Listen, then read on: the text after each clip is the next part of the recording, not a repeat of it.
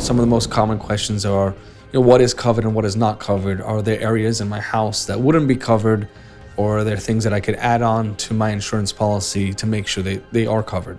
So a good example of something, because it's more common right now, after Hurricane Ian hit, there were a lot of screen enclosures that got blown off and ripped off. Screen enclosures for swimming pools that got ripped off from the hurricane.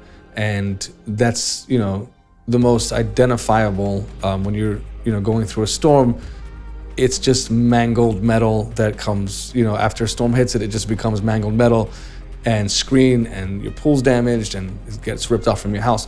So insurance carriers, after I think it was Wilma or maybe even Katrina, they caught on to this, that this was a very common area in the home that gets damaged, or a common part of the property that gets damaged. And so they started excluding it.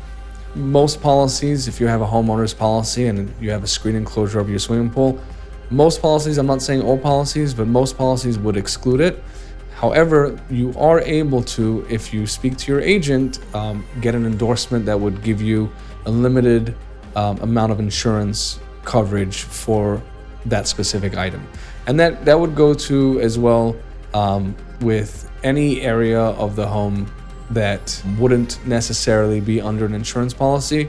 There are endorsements that you could opt into paying for when you are purchasing your insurance policy, which I think it's very important to take a note of, because if you do have some things that might not necessarily be covered, making sure that your agent is aware of what you are insuring, and then providing the right and correct insurance for that will make all the difference when you are experiencing an insurance claim, or you experienced a loss and now you have to go through the insurance claim process.